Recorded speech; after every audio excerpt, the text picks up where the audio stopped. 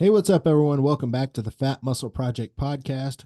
Got Lisa Franz in the house. I'm John Gorman, one of your hosts today, and it's question of the week time. And Lisa, this is a good one. What do you have here for us?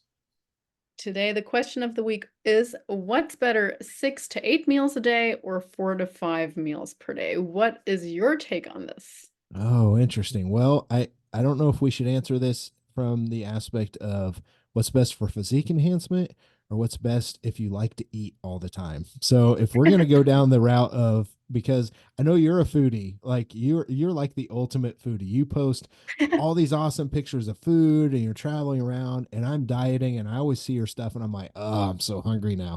Um for somebody that likes to eat, I've done both of these, right? I've back in my early days, when people first start off, we're always kind of fascinated with in your dieting and you're hungry, you want to eat a lot of meals. You want to eat more often because bored hunger sets in. It's not so much like physical hunger. So I've done up to 8 meals a day. And now I do 4 to 5 meals a day. But the interesting thing that I like to recommend for my clients, it falls somewhere right around between 4 to 6 meals a day. Most of my people are 5 to 6 feedings. And I like to look at it as not so much meals, more protein feedings, because the important thing here, and we'll talk about the research, and you're really good with research, so I'll be curious to see what you say. The minimum that I like to see anyone do is 4 meals a day, spaced out, every say 4 to 5 hours. And that every time you eat a meal with protein as the base and you're eating enough protein, it turns on protein synthesis, which is muscle growth, right?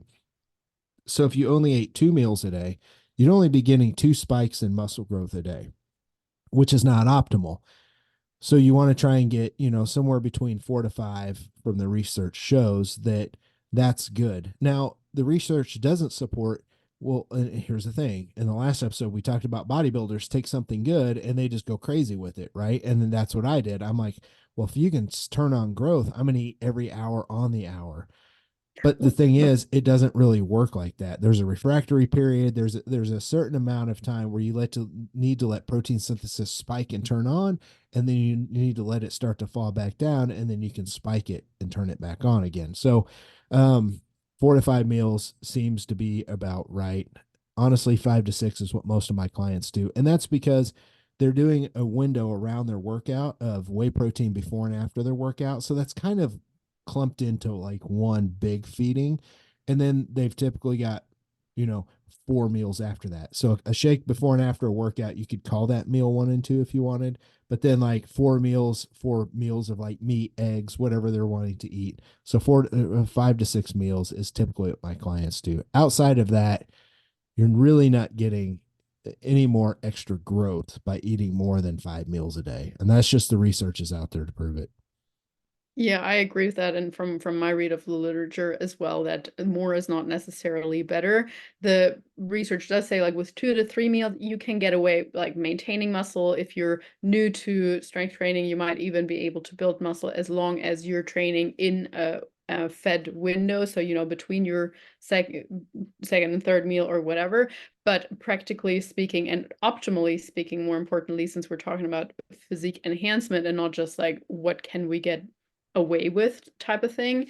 I'm absolutely on the same page when it comes to like 4, 5 meals type kind of minimum that most of my clients do, like 3 proper meals and 2 quote unquote snacks or whatever Mm-hmm. you want to term them as.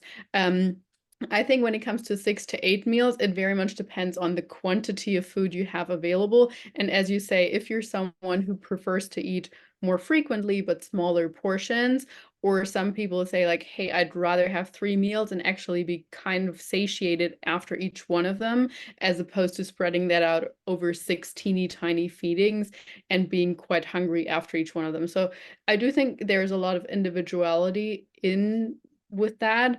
But yeah, at some point we also have to look at like where can we fit in protein optimally. If you only have 2 meals or 3 meals a day, for some people that might be hard getting all their protein requirement into those few Yeah. feedings. But just generally, it might differ from whether you're in a surplus and you're like, well, I've got to get, I don't know, 4 or 5,000 calories in for a larger dude, or if you're in a calorie deficit and you have 1,200 calories to play with as a petite female, then you're definitely not going to go with 8 meals per day. Let's be Yeah. realistic. That would be like very tiny, and you barely taking 2 bites. So yeah, I think it depends a lot. There's some good research out there. I wish I could remember it off the top of my head. They took and I believe it was in elderly people, but there's been a couple different studies like this. Someday we're going to get Bill Campbell on the show. I've messaged him. He'd be a good one to talk to about this as far as remembering the research. But I remember looking at two sets of research, and one was they took people and they fed them they divided protein evenly, right? So I'll just use a guy for an example. And now I don't know if this was the exact amount they used because obviously there's a bunch of different participants, but let me just use this as an example. If you had a guy eating 200 grams of protein a day and you had that spread out into two meals, 100 grams protein in the morning, 100 grams in the afternoon, and those were his two meals, right? And then you took someone and you divided up 200 grams into, say, 5 meals, and they're getting 40 grams at 5 meals. Um, 200 total at the end of the day is not the same. The person that had more meals had better muscle growth, right? So it's also going to come down to also they're also going to have better muscle retention when they diet down because you're getting enough spikes in protein synthesis. You're getting 4 spikes a day, for example, 4 to 5 if you're going to do 4 to 5 meals. Versus if you're only doing two, you're having 100 grams of protein, you're not going to get more growth out of that because there's a threshold. There's a point of diminishing returns. And for most guys, if you're having more than 40 grams of protein, you're not really getting much extra growth out of that, hardly at all. There's not going to be this huge, it's not just a sliding scale where it keeps going up.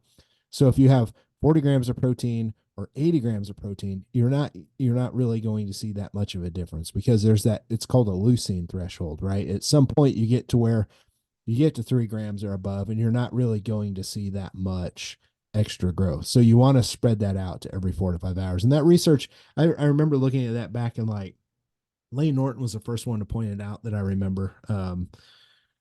And I think it was back in like 2010, is 2010, 2011.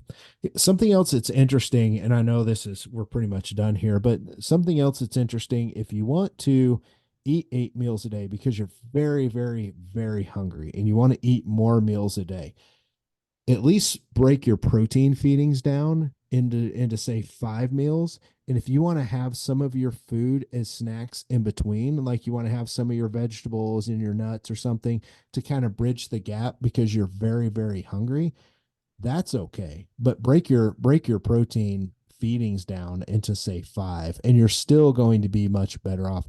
Honestly, if you're somebody that has to eat 8 meals a day because you just have some issues with food and you have to constantly be snacking and munching on stuff, it's not going to hurt for you to do that and to spread your protein out, but at some point you need to start developing a little healthy relationship with food. So there's all kinds of benefits to only eating 4 to 5 meals a day. From a planning perspective, think about meal prep. I remember when I was Well, eating 7 to 8 meals sorry. a day, Lisa. Yeah, like I had all these meals with me because I just want to constantly eat all the time. And now that I eat, say 5, meal prep is so simple. Like it's so simple. And go ahead. I know you had something good to add there. No, I was just going to say from a blood sugar perspective, I'm Mm, definitely not a big fan of people constantly, I call it grazing when they're like yeah. here a little bit, there a little bit. It's not ideal. You're going to keep your blood sugar elevated the whole time. And particularly if you also go through fat loss phases, yes, of course, total calories is what matters the most, but you're never going to get into that stage of where you're actually optimizing for fat loss and your body's constantly in that sort of fed state. So I'm not a big fan of that. And as you said, it has a lot more to do with habits, with relationship to food, with boredom, and just learning to like accept a little hunger for an hour or two. Like you always say, you know exactly that that perfectly planned out meal is coming up in an hour or two or whatever. So like embrace that as opposed to thinking, oh, I'm a little bit hungry, I'm gonna go and eat something because I'm bored. So just yeah, I think it's actually very valuable for just delaying gratification as well. Yeah. These are I love the question of the week. If you all ever want to reach out to us, you've got comment section on YouTube. We've got show notes if you're listening on a platform. Our email is in the description or in the show notes. You can send in questions, requests for guests, any of that stuff. Throw comments, questions in the comments. Glad to answer any of that stuff there, or just message us individually. But we've got, what do we have coming up next? What's next on the horizon? We've coming up how to bring up a legging body part in our next episode. Yeah, and you are going to be giving a presentation on that you gave at the Fat Muscle Academy, and it's an awesome presentation, and it applies for men and women. And to be able to see the changes made in this next presentation, I'm really excited for you to get out there and show people that. Um, Hope you all have a great rest of your day. Please like and subscribe or leave us a review. It helps get the content out, and we can keep putting this stuff out. We appreciate y'all. Have a great day.